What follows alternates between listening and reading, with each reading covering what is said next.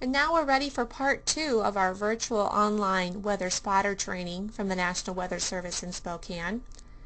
Here is a picture of our weather spotter checklist. It's quite colorful and covers all the different elements that we would like weather spotters to report.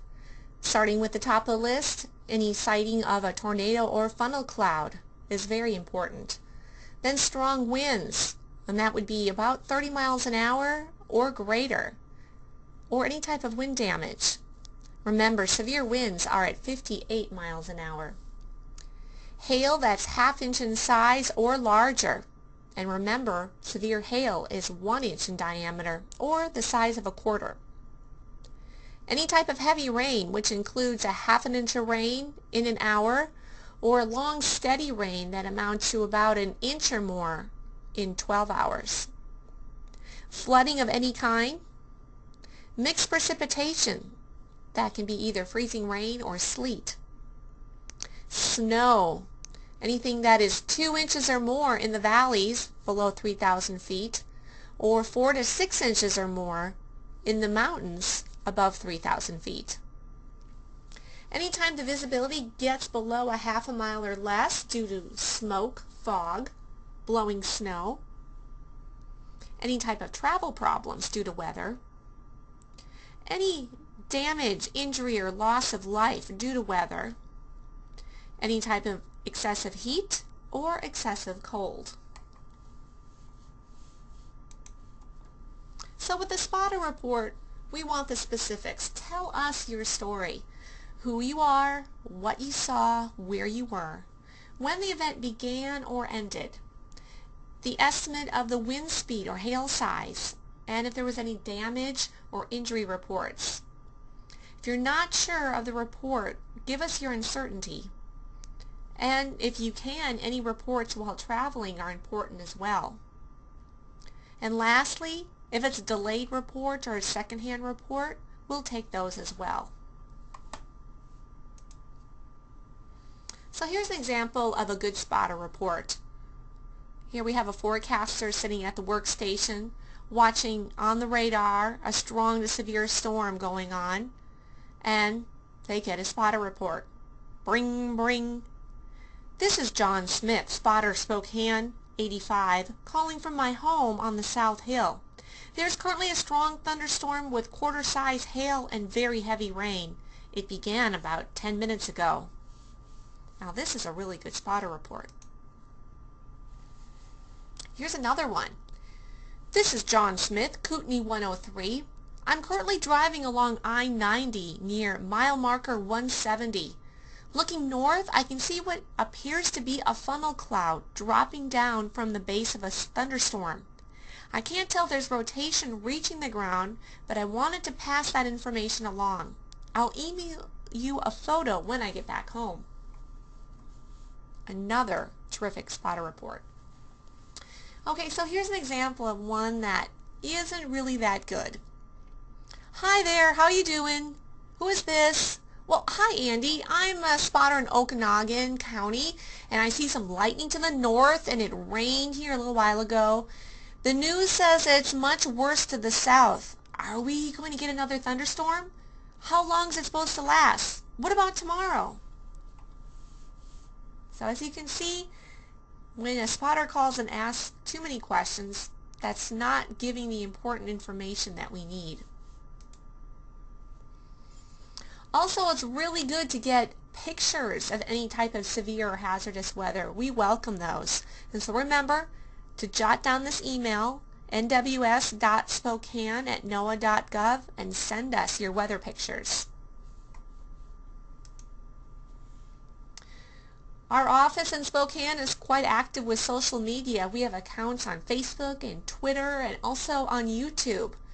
Please follow, like, and subscribe to us to get all the latest information. We'll let you know on these avenues on Facebook and Twitter where storms are and where they're going to be moving to, and we'll give you kind of more of an update on how things are developing. Also, you can send reports on Facebook and Twitter as well. Also remember, during severe weather, If we see some activity moving to your location, we will most likely call you. So expect to get calls from us as well, because we can see where you're located on our radar screen. And what we're doing is looking for ground truth from these storms. So here's a map that shows a radar picture. The stronger portions of the storms are highlighted in red, and we have your location as a weather spotter plotted on our radar maps, so we can see how close these storms are getting to you, and we can simply give you a call and find out what is going on in your area. And so here's an example of one. Hi, this is Andy from the National Weather Service. Is this Carl? Hi Carl, we're tracking a strong storm that looks like it just passed over your home. Was there any strong winds with it? Any hail with that storm? And this way we're looking for information that we can verify what's going on with that storm. We have lots of spotter resources that are available on our webpage, which is at weather.gov/Spokane. On the left-hand column, there'll be a section called Spotter Information, and on it you can get a wealth of information from our latest radar and satellite images, our current watches and warnings, the latest storm reports from the National Weather Service, if we have any future spotter training available, it should be listed there. Plus you can get information of our spotter guide and newsletters that we send out quarterly. If you want more information about spotter basics and spotter training, there's some great resources on the Met Ed side. It's at www.meted.ucar.edu. And we are at that site. There's hundreds of free modules that you can use from a wide range of topics that include spotter basics, forecasting, winter weather, space weather, and satellite and radar. We also like to get your email as well, and we can contact you through that email address as well. So you'll likely be notified the day before or on the day when severe weather is likely to happen. Or if there is a severe thunderstorm watch that's been issued. Also flash flood watch, tornado, winter storm weather. We'll include more information about the specific threat and timing and location, and a reminder of how to report if you get severe or hazardous weather.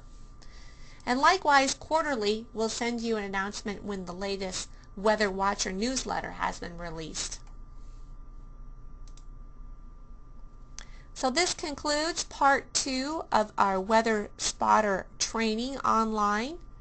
Thanks for checking in, and please go to part 3 of our Weather Spotter training. Thank you.